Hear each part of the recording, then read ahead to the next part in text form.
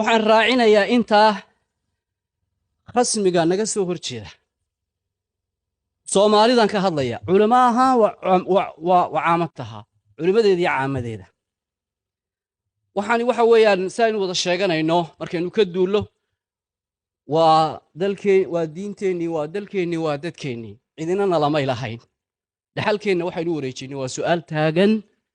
haddii anagu aan ka ridayno walaalihiisu taagay ay ka ridayaan cadowga intaba idinka labun baa idin la gudboon dee inaad daawadayaal noqotaan dhibna aydan geysan iyayna ku soo dhexdhacdaan meedaanka oo dhacsataan diintiina iyo dalkiina ilaa haddii kalena waxaa ka digtoonaanaysaan annakum tuxaaribuuna allah idinku ilaahay la dagaalamaysaan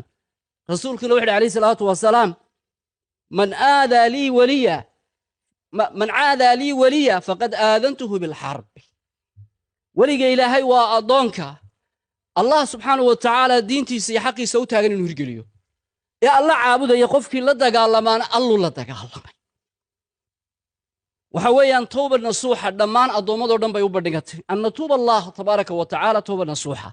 inay cid waliba toobad ka keento waxay ku jirtaa ay ka soo noqoto annagu xaqaasaan idinku baayacan idinkula markaasi dee ballan gelaynaa idinkuna khandaqa gaalada iyo murtadiinta iyo calmaaniinta ka soo baxa meedaankana isugu nimaadno